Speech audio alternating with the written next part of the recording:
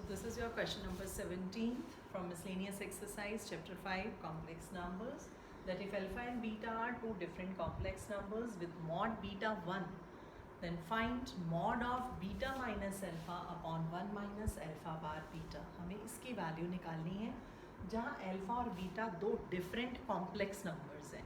Complex numbers are not given, हमें given नहीं है कि कौन से हैं वो कॉम्प्लेक्स नंबर, बट ये दोनों एक कॉम्प्लेक्स नंबर्स हैं डिफरेंट, राइट. तो हमें मॉड इसका निकालना है, मॉडुलस ऑफ दिस. तो उसके लिए हमने एक रिजल्ट किया हुआ है. वी नो दैट जब हमने कॉन्जुगेट किया था तो हमने रिजल्ट किया था that mod Z square is Z into Z bar, right. Modulus of Z square it is equal to Z into Z bar. ये रिजल्ट हमने किया हुआ है. तो अब हम यही रिजल्ट यहाँ यूज़ करेंगे. तो कैसे, इस z को मान लो कि ये कंप्लीट z है. Let us assume this. So we can write mod of beta minus alpha upon 1 minus alpha bar beta का स्क्वायर. z को मैं रिप्लेस कर रही हूँ उससे जो हमें निकालना है, that is equal to beta minus alpha upon 1 minus alpha bar beta into beta minus alpha upon 1 minus alpha bar beta का conjugate, that is bar, right. तो ये टर्म तो एज इट इज़ रहेगी, हमें फाइंड आउट करनी है, हम इसे सॉल्व करेंगे. तो this term is as it is. जब हम इसका बार ओपन करेंगे तो अल्फा और बीटा दो कॉम्प्लेक्स नंबर हैं. कॉन्जुगेट क्या करता है, आयोटा का साइन चेंज करता है. आयोटा यहाँ नहीं है क्योंकि अल्फा और बीटा दो डिफरेंट कॉम्प्लेक्स नंबर्स हैं. तो अगर z का कॉन्जुगेट क्या होता है, z बार, तो अल्फा का कॉन्जुगेट क्या होगा, अल्फा बार. बीटा का कॉन्जुगेट क्या होगा, बीटा बार. तो जब हमें कॉन्जुगेट लेना है तो हम अलग अलग कॉन्जुगेट लेंगे. Beta bar minus alpha bar, constant के ऊपर कॉन्जुगेट का कोई फर्क नहीं पड़ता.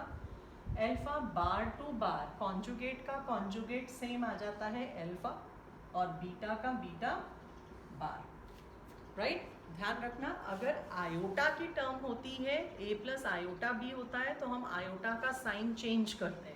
बट यहाँ अल्फा और बीटा दो कॉम्प्लेक्स नंबर्स हैं, तो कॉम्प्लेक्स नंबर का कॉन्जुगेट उसका बार. अब सिंपल ब्रैकेट्स को मल्टीप्लाई करेंगे, न्यूमरेटर को न्यूमरेटर से और डिनोमिनेटर को डिनोमिनेटर से.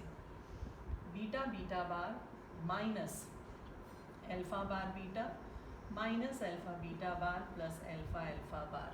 न्यूमरेटर को न्यूमरेटर से मल्टीप्लाई अपॉन डिनोमिनेटर को डिनोमिनेटर से multiply. 1 minus alpha bar beta minus alpha beta bar minus minus plus alpha alpha bar beta beta bar. Simple multiply किया जैसे हम दो ब्रैकेट्स को मल्टीप्लाई करते हैं.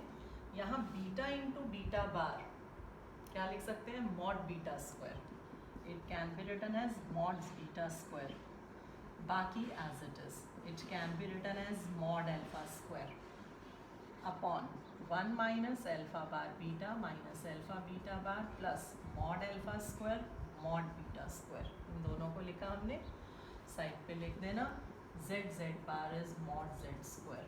Bye using this result, mod beta की वैल्यू क्या गिवन है, 1. तो जहाँ मॉड बीटा है वहाँ क्या डाल दोगे, 1. तो this is 1 minus alpha bar beta minus alpha beta bar plus mod alpha square, क्योंकि अल्फा की वैल्यू गिवन नहीं है. This is 1 minus alpha bar beta minus alpha beta bar plus mod alpha square as it is और mod beta 1 है. This side पे लिख देना because mod beta is equal to 1 given है. अब अगर आप ध्यान से देखो तो ये न्यूमरेटर और डिनोमिनेटर दोनों क्या हैं, सेम, तो कैंसिल आउट हो गए. That is equal to 1. किसके इक्वल था, इसके.